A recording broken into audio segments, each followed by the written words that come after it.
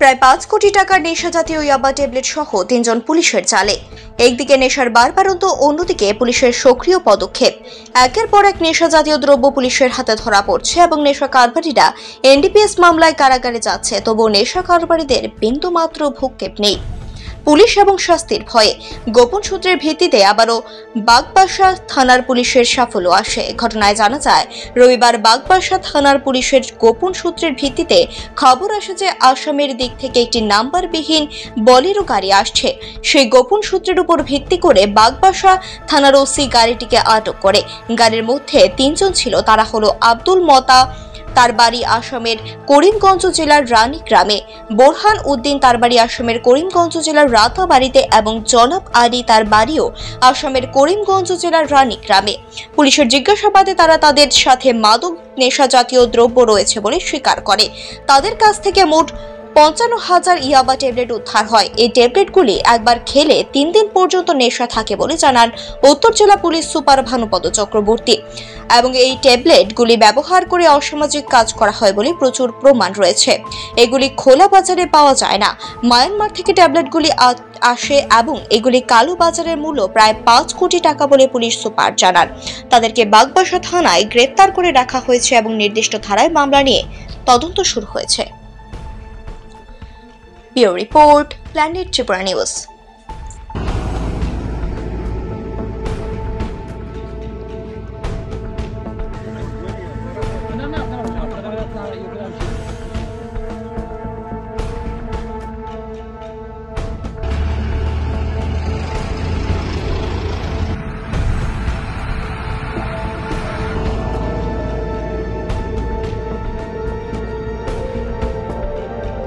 আজকে ওসি বাগবাসার কাছে গোপন সূত্র খবর এসেছিল যে একটা নতুন বোলেরো গাড়ি, যেটার মধ্যে এখনো নাম্বার পড়েনি,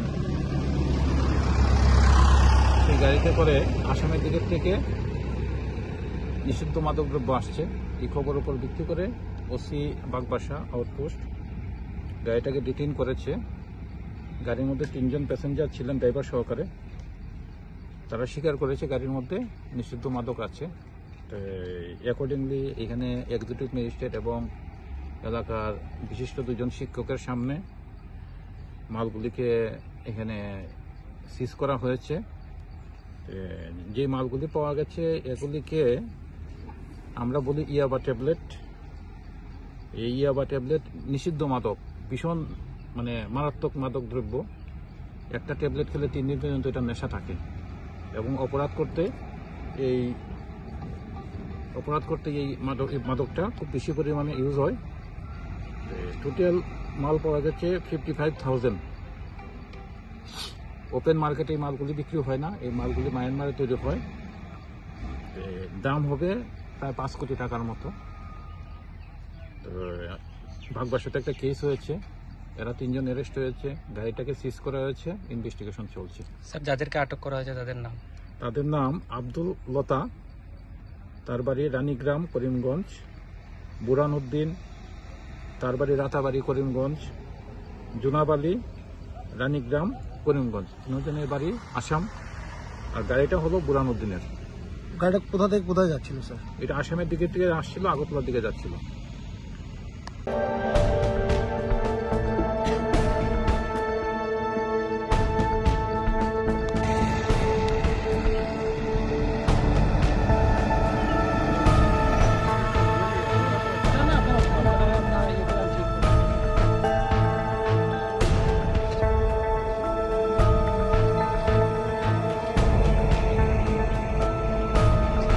আজকে ওসি বাগবাসার কাছে গোপন সূত্র খবর এসেছিল যে একটা নতুন বোলেরো গাড়ি, যেটার মধ্যে এখনো নাম্বার পড়েনি,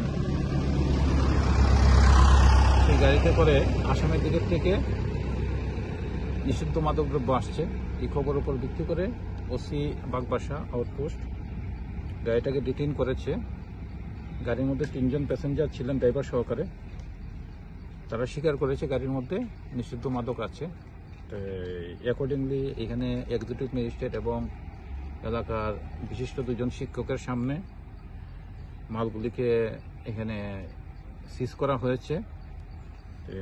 যে মালগুলি পাওয়া গেছে এগুলিকে আমরা বলি ইয়াবা ট্যাবলেট। এই ইয়াবা ট্যাবলেট নিষিদ্ধ মাদক, ভীষণ মানে মারাত্মক মাদক দ্রব্য। একটা ট্যাবলেট খেলে 3 দিন পর্যন্ত এটা নেশা থাকে এবং অপরাধ করতে এই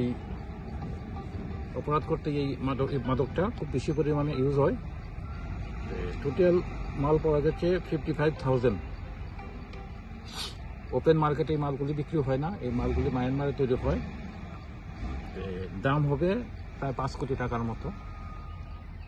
তো ভাগবাসাতে একটা কেস হয়েছে, এরা 3 জন অ্যারেস্ট হয়েছে, গাড়িটাকে সিজ করা হয়েছে, ইনভেস্টিগেশন চলছে। স্যার, যাদেরকে আটক করা হয়েছে তাদের নাম আব্দুল লতা, তার বাড়ি রানীগ্রাম করিমগঞ্জ, বুরান উদ্দিন, তার বাড়ি রাতাবাড়ি করিমগঞ্জ, জুনাব আলী রানীগ্রাম করিমগঞ্জ। 3 জনের বাড়ি আসাম, আর গাড়িটা হলো বুরান উদ্দিনের।